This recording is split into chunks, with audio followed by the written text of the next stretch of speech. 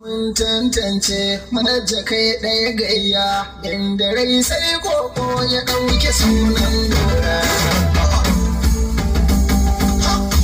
Mai a tambayi mana kan muna sami ba mai tumba da kariyar injimin rama a manaje. Mun tallafi misir da ɗan zaki masu rajin karfafa tafiyar injimin rama a manaje. Kuma tare da Hausa da waƙar arewa uwar Najeriya injimin rama a manaje.